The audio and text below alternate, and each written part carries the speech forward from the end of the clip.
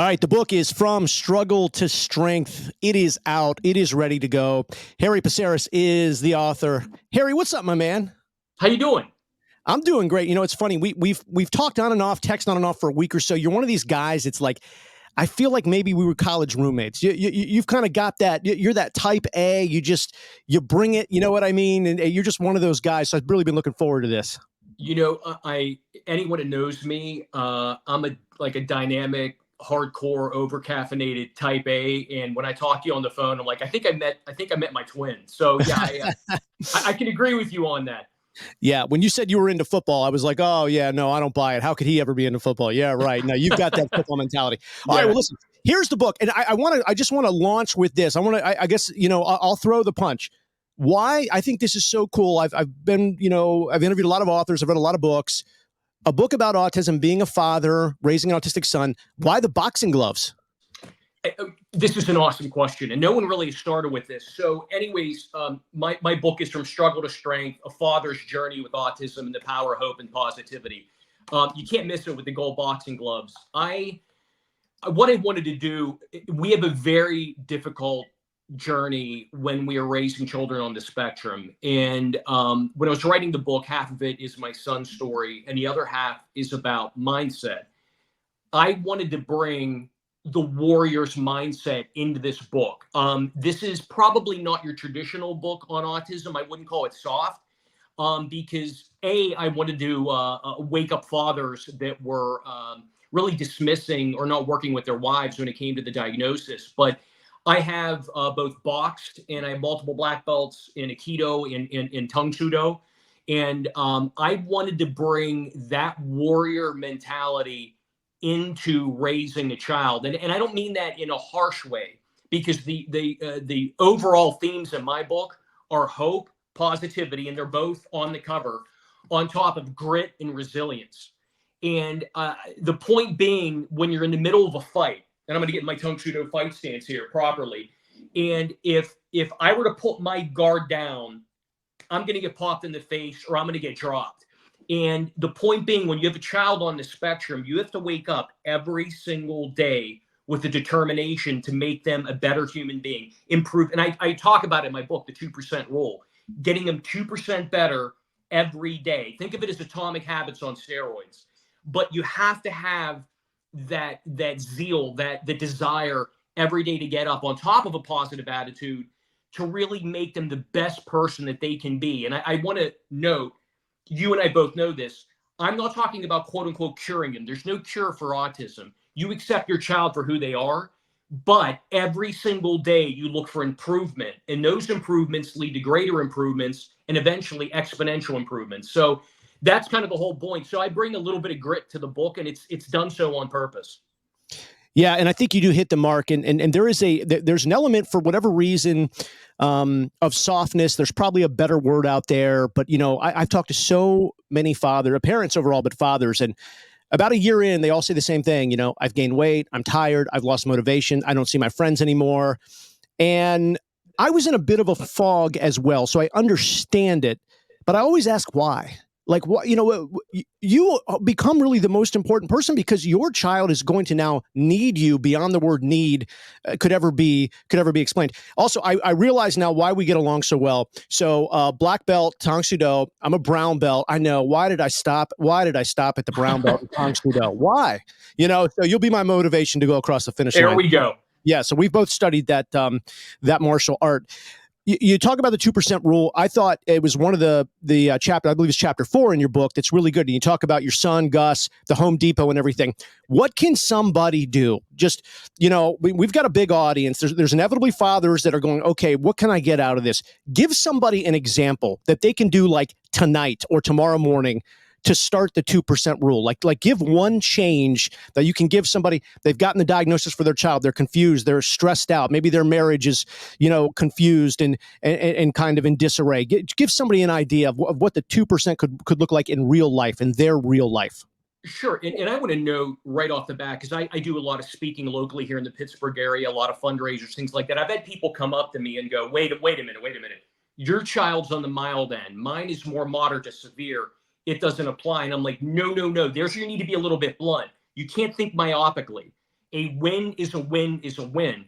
So that could be waking up regardless of where they're at on the spectrum. So I'll give you my example for my son. For the longest time, he was eating, and I discussed this in the book, the beige diet. And all of us are used to this, chicken nugget after chicken nugget. It could be a social interaction. It could be something like an activity of daily living. Are they properly brushing their teeth, or what are they doing? You're going to hear an interaction with his brother. There's something either correctable or something you could teach every single day. And it's a small win, but these small wins build on top of another. So I would wake up with a mentality, and we'll talk about the whole optimism side of it too, because I think that's important. But I would wake up on a daily basis and go, what is he working on today? What have the therapists been working on? And we're going to enhance that. And we're going to check on it the next day to make sure it's solidified in his head. I mean, it might seem very minor. And I left this off in the book because people would go, wow, that's nothing. But he was doted on. Like we were in that nebulous when he was first diagnosed. And if he needed socks, I'd run up the steps and get socks and things like that. And one day I looked at him and I said, you're going to go up the steps. You're going to go to your bottom closet. You're going to pick out the socks and come down. And I just waited. And it seems like a nothing burger, but at the time, I have to understand how big this was. I hear the thumping all the way up the steps, and he was fiddling around, and he came down, and it didn't matter to me that they were the wrong color. He had them in his hand. He did something on his own without drifting off, and he understood that, and little things like that. So from there, I extended that to, you know what, Gus, you're going to pick out your outfit, and we're going to start kind of getting dressed. And we did things like that. The beige diet was another thing. Let's introduce this new food today. Is there a sensory issue here? Can he do it? And I joke around in my book, and if you read my book, he ended up falling in love with sushi. I was told this kid would never enjoy a multitude of different flavors, and he's a sushi fan to this day. But it's about finding that daily win and compounding them and getting that improvement on a daily basis. And doing so as a parent with a positive attitude, because the last thing your child needs at all, if you want them to progress, is negativity. Give me your low point during this whole journey. When did when did it get dark for you? And maybe it didn't, and that's fine. But I kind of always talk to people and they said, oh no, there was always a moment. Oh, no. There was a moment. So what I want your listeners to understand, my son is on the spectrum. My son has Tourette's syndrome. My son has no hearing, in his right ear. So you have an advantage. It's called a right ear advantage. So he's processing things slower. So he has 3 strikes against him, and he has primary ciliary dyskinesia, which affects his lungs. I will tell you this.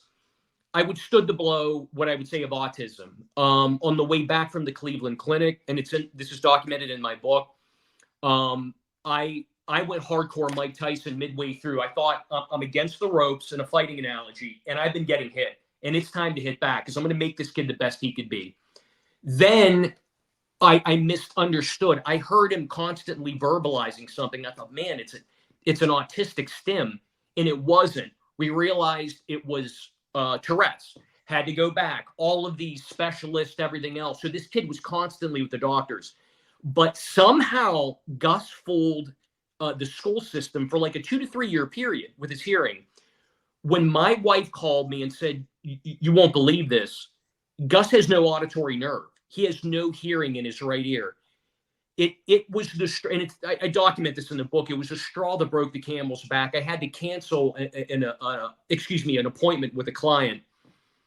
I pulled over and I had the most cathartic meltdown cry you can imagine. I think it was all of that tension building up. And I sat back in my car, and I'm Greek Orthodox. I mean, here's my cross, but I think it's very important to have sometimes a discussion with your maker. And I asked God, like, why? Like, what? I understand one thing, but why all of these things building up in one kid? But I'll say this. My son, as our, your son and anyone that has a child on the spectrum, they're a gift from God, and God chose you for a reason. These children aren't broke.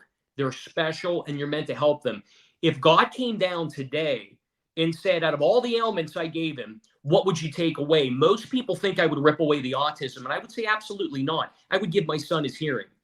I wouldn't change a minute. I wouldn't change anything. There's a section in the book where, and I'll explain why, but I talk about the Ted Lasso effect.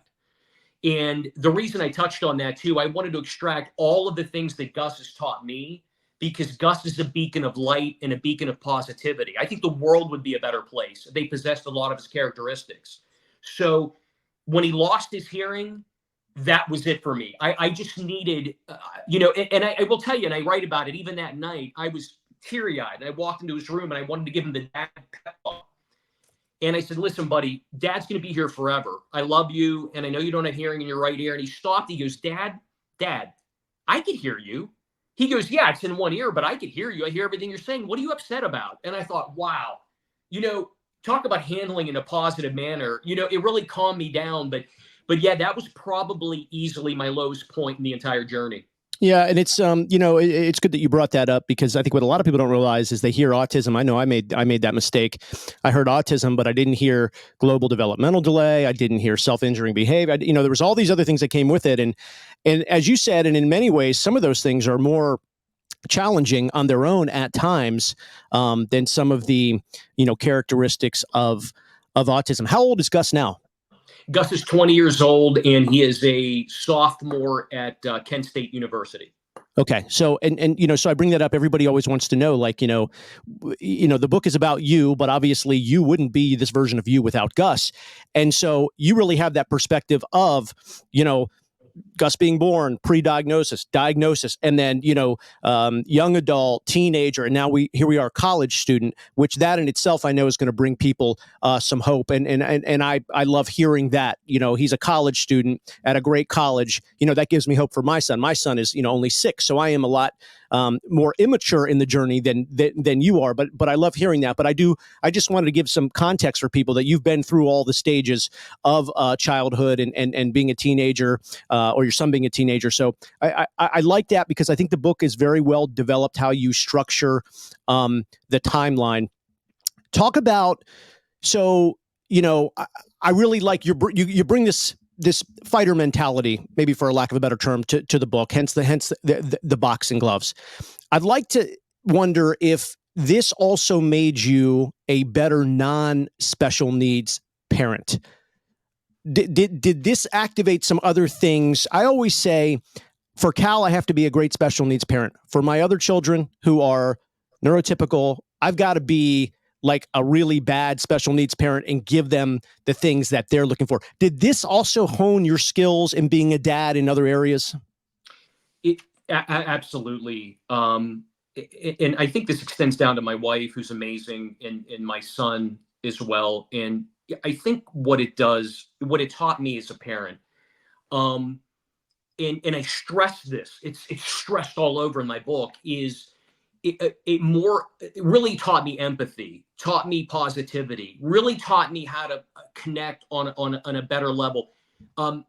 When communicating with Gus, my oldest son, you had to be a little more empathetic. You kind of had to talk to him in a different way. Gus didn't tolerate well if you were ever angry, or he could sense the angst if you were angry or if you were being demonstrative.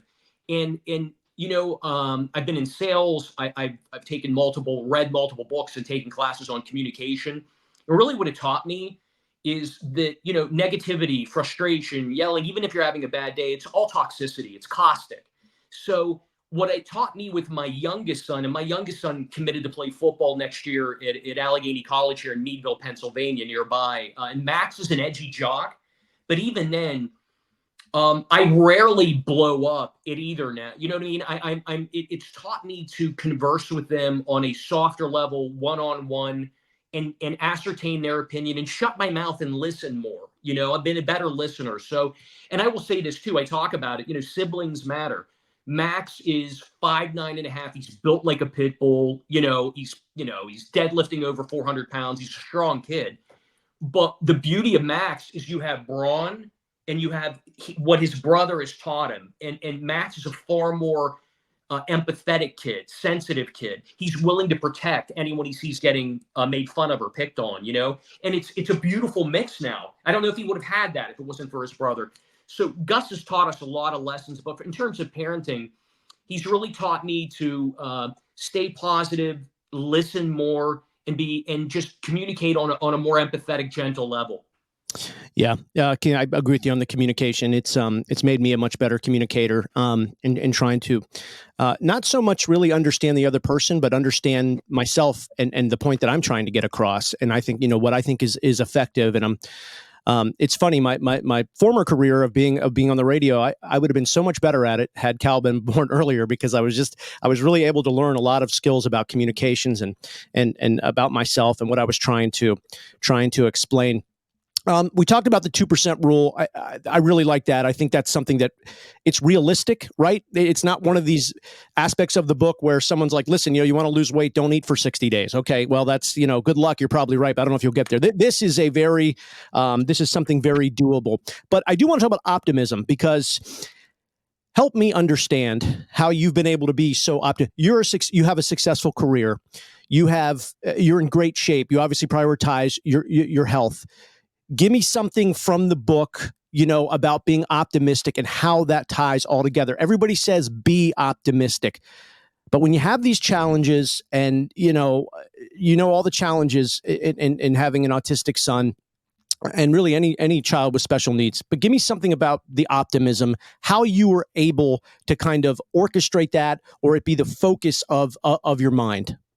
So let me emphatically state, and this is a product of growing up around. My parents are amazing. My brother Michael is a both international and national philanthropist. They have bred in us a optimistic, positive gene. I don't know; it's in our DNA. But I was talking about setting the tone in your household, and I'll explain this: the ripple effect. And I thought, as I was writing this, my fear was someone would go, wait a minute. This guy's not a psychologist. So this is all a bunch of psychobabble. So what I honed in on, I wanted to touch on in one of the chapters, was the Ted Lasso effect. It was a master class. It became a national and international phenomenon. And the reason I hone on that show, it changed the way people were leaders. It changed the way people were coaches. I've seen this on the football field and in the dojo, quite frankly. And it's most of all, it changed the way people were parents. And it was proof that if you bring optimism and positivity and you set that tone, and instead of berating and screaming and communicating on a humanistic level, everyone is elevated. So if you think, it's funny, if you go back to the TV show, not only was AFC Richmond, the coach that the team that he was coaching, elevated, the community was elevated. So as a parent of a special needs child, in particular autism, when you wake up in the morning, if you want to wake up angry, ticked off, berating people, screaming, you've set the tone for failure that day or maybe moving forward. I don't do that. So what I'm trying to encourage parents to do is you wake up every day, and if you wake up with the Ted Lasso effect, you wake up with optimism, positivity, that permeates to your spouse, that permeates to your kids, in particular, your child, let's face it, who has a struggle on a daily basis. But they're going to be willing to make that fight and make that 2% improvement on a daily basis with someone that's a cheerleader as opposed to a dictator. So I think it's very important to stress that. Now, I'll add in, you mentioned this, and I'm probably going to expand in a second book on this. I am adamant about exercising and clean eating. Part of being optimistic and being able to recharge your battery is taking care of yourself. If you, as a parent, are eating clean, therefore your child is eating clean, and if your child's on the spectrum, neurologically, I assure you, that's going to help them 100% more. Second of all, you need to move. I'm adamant about this, is my wife and I would trade off. I would go for either running. I'm adamant on, I do kettlebell, steel club, steel mace. I go hit the heavy bag. My wife, she does yoga. She loves to read. You need to recharge your battery and be the best version of yourself. And I'm not talking about leaving for 3 hours. It could be a half hour. It could be 15 minutes, whatever it might be. You need to plan that a little bit into your day if you can. And even if it's, like I said, even if it's 15 minutes to meditate, recharge your battery and be the best version of yourself. If you were eating right and you were exercising, You're setting the best example for your child. And right now, I read the latest statistics. 50% of children on the spectrum are obese. I see too much vegetation where they sit in front of a screen and just play games or do something. Get them outside, get them for a hike, maybe maybe run with them a little bit. There's something you could do to get their bodies to move too, to optimize who they are as a human being. So a lot of that is reflective in my book. I have to tell you, I'm so adamant about it, though. I struggled with one chapter, and I think I'd like to expand that into a second book one day, whenever the time comes. So that's the physical aspect of it. But like you said, it does affect the mental aspect of it. I mean, I try to get a workout in every day because for me, it helps me more the 6 inches between my ears than my body really. But what about, because you do come from, this is a father's journey, and the book is available now on Amazon, From Struggle to Strength. You cannot miss the yellow boxing gloves. But what about just being a guy? What about being a dude? Do you make the time to go have a beer with your buddies and talk football? I mean, I think that there's something to be said. Is that something that you are able to do and kind of unwind, or does that not check boxes for you? It was a little more difficult initially when they were younger and we were really in the thick of things, when he had not improved to where Gus is at right now.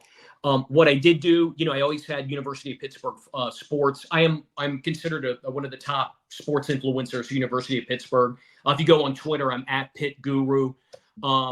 That was like a great outlet because you would run into a lot of your buddies, and you were kind of working at the same time. You would run into them. As he's improved and he's better, what's beautiful now is a lot of our big group of friends, we're all together on a regular basis, and Gus is part of that. So I get a chance to sit down and have a bourbon with my buddies, knowing that Gus is probably within that group of families and having a blast at the same time. So it's I will tell you, though, I'm not going to lie, that was a little bit more difficult initially. And I really, that wasn't a priority at the time for me. Like, my friends knew when we were in the thick of it, it wasn't as easy to get together. That's been a little alleviated as he's older and a little more independent now. What's your biggest fear moving forward for Gus? I mean, here he is in college, but I just can't imagine a place where the fears one day end. Maybe I'm wrong. Like I said, I'm only 3 years into this, but what's a fear that you have? I don't want Gus. It's a great, great question, and I've thought about this. Let me say this: the last 2 years in high school, Gus had a 3.8 GPA. He had a group of friends. He drove to school. I don't want to make it sound like it was all la la land, but Michelle and I were high-fiving each other. Gus gets to college. He struggled a bit academically, socially. It's been a reminder that life is going to be a marathon and not a journey. So it hasn't been perfect. I don't want him to be alone. So I am big on vision boards. I just am. Gus was home over the weekend. We have mapped out everything. We're going to get our degree. He has a secondary degree he's eyeballing. He wants a Ram truck. He's going to get that. We're going to get him the biggest, baddest Ram truck. And then we're going to get him a job. And then I want to help him find a spouse. And it might sound insane. We literally have mapped all that out, because the worst fear that I have is that the kid's coming home, that he's a young man now, coming home alone, even after a job one day, and he's just by himself. I want him to find someone special. I know actually 2 friends of ours that have children on young adults on the spectrum, that recently got engaged, and that gave me a lot of hope. And he's such a great, loving, trusting, caring young man that I think it's definitely doable. And I'm going to help him. I will be there every step of the way. People may think it's crazy hearing that, but we literally mapped all of that out. We do it on a regular basis. But my greatest fear, I want him to find someone special. I don't want him to be alone. Did you ever think that he, you mentioned in high school, driving to school, and I mean, were these things at one time that you just were like, no way this stuff's going to happen? I mean, you really thought that, because like where I am now with my son, and I have to just be honest, my assumption is he'll live at home the rest of his life. Now, I say that I'm trying to trick myself, like, oh, I know it's not going to happen, but I'm going to say it to prepare myself. Were you ever at a point where, I don't think Gus will he may not go to high school. He might, I mean, did he just manage to blow your mind year after year? Well, he did, but I don't talk about any modality other than one. And I guess I might as well mention it because it's in the book. We were really unsure early in high school. if he was college material. You know, my thought was maybe we go the blue collar route, maybe find a trade. Like I didn't know what to do. We were questioning it, and that's always a fear. Then and again, I said this: there's no prescriptive how-to guide. All these children are different. What we discovered here in Pittsburgh was the Brain Balance Institute, and I am a huge advocate for neuroplasticity. You can retrain your brain. You can rewire your brain. Excuse me. And Gus walked in. I call it the autistic fog. He was into cars. He would point at cars and look around. And they had given him a series of questions to fill out. And his writing was large, infantile, made no sense. 12 weeks later, after brain balance therapy, and it's based on the works of Dr. Robert Malello. He wrote Disconnected Kids and Reconnected Kids, or two books that he wrote. They brought Michelle and I in, and we looked at the same questions. Age-appropriate writing. He was with it. He was with us, as opposed to being in the autistic fog. And his answers made sense. And I said, this can't be the same kid. I was astonished. I want to make a note. You know, every modality is different for every child. Gus responded to this. We were in tears. It like, to say it like just went from 0 to 100. I was amazed at where it took him. We had teachers coming to us going, what did you do? Like, he seems like a different kid. So immediately we plunked down money for 2 more semesters. And it was a game changer for us. It worked for my child. So what I make sure to state that in the book. No, you know, every modality varies for every child. It worked for us. And that was a game changer. And we felt very strongly heading into his junior year that he could go to school and go to college. How old was he when he was diagnosed? 3. Okay. So yeah, same as my son. You guys were on it. Who pushed for that more? You, your wife, or was it equal? Oh, no. My wife is a badass. My wife's the hero in this. And I have a public apology in the book because now I've been on it hard. The second we got the diagnosis, I was on board. But I say this all the time, and you and I just said it. We're both type A's. I could have fun at an insurance seminar. You know, I would go into a room and light it up. I am high energy. So my thought was, no way does my son have anything that's going to impair him socially. It was our first child. I thought, okay, maybe he's an introvert, because my wife's a lot more quiet than I am. And, you know, she kept saying something's off. And he finally, we had 2 birthday parties back to back where he was easily the outlier. And in the second one, Miss Josie, who was our preschool teacher, kind of pulled Michelle aside, and she saw tears welling up in Michelle's eyes and said, listen, I've been wanting to talk to you. I love you. You need to know, I think he might be on the spectrum. So that was kind of a game changer. And once we got the diagnosis at the Cleveland Clinic, that's when the light switched for me. And I told my wife, I'm really sorry I've been belligerent, pig-headed. She was a warrior. She saw it from the get-go. She's been a warrior ever since. I talk about it in the book. I just talk about brain balance. By the time Michelle was done, she drove over 8,000 miles going from our house here to the middle of Pittsburgh, and which is now, they closed that one. There's a closer one in Wexford, Pennsylvania, but over 8,000 miles going back and forth to brain balance for our son. And my favorite pages in the book, on pages 33 and 34, Michelle and I love the movies Kill Bill. She doesn't like a lot of violent movies, but she loves that series. And I think the reason she loves it, my wife is Uma Thurman, the bride, in that movie. She's a blonde badass. I think a modern day Valkyrie can see another one, and where Uma, you know, cut up people with a sword. You know, Michelle accomplished everything with just unrelenting love. So Michelle was the hero and had to kind of kick me around until I was on board. And that's kind of a big point of the book, is there's a reason this book, and I've been told, by the way, thank God, it's under 150 pages. It's not a pamphlet, but it's not War and Peace. And it's specifically that length. And I wanted the boxing gloves on there for a reason. I wanted a dad that was in my shoes, that was being belligerent, to go, all right, I'll read it. It's a quick 1-day, 2-day read, but it's done intentionally because I wanted to break through that male id, that ego, to kind of break through. And if I could just get through to 10% of those dads, 20%, I think I've done my job. Yeah, it's I'd say it's an easy read, but everybody says it's an easy read. It is a very casual read. I just find myself going, yeah, geez, I've been in that. So, I go back to the Home Depot situation because I've been in that in a million different stores in that situation. Um, Really, really good. From Struggle to Strength.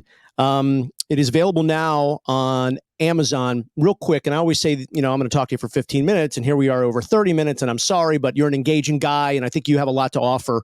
I wish this book was around 3 years ago. I really do, because I think there was that time of, and like I said, I call it the autistic dad fog, the autism dad fog, where I just, I was there. I wasn't paralyzed. I wasn't, sleeping under a bed, but it was foggy. I was moving slow. I was like asking the same questions in my mind over and over for days. And I'm like, God, why do you keep asking yourselves the same questions? Just go, go, go.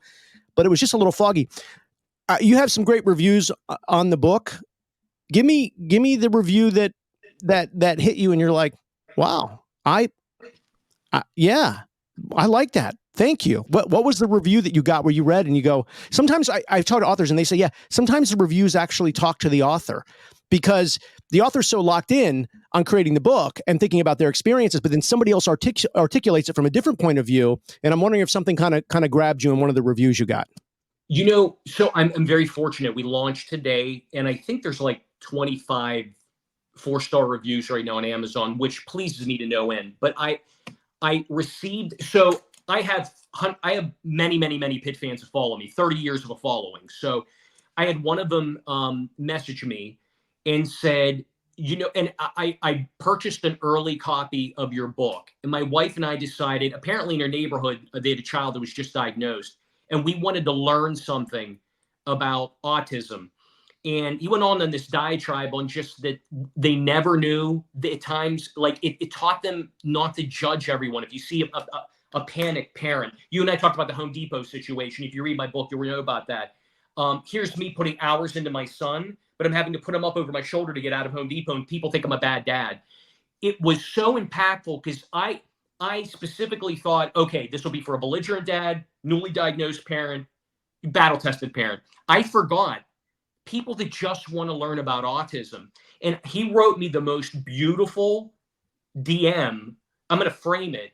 That came through on Twitter or X, and just that said, "You opened our eyes. We're now open to the situation, more sensitive to the situation. We're going to be less judgmental in public." And I thought, wow, that's a demographic I never expected.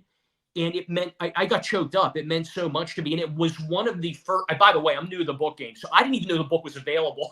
So I thought you couldn't get it till today. So he'd already read the book, which that blew my mind. Yeah. But to think that this guy out of nowhere read that much into it, and he and his wife got benefit, were benefiting from it, and said, I think I need to pass this on to a few other people where it's going to help, and recommend it. That was awesome.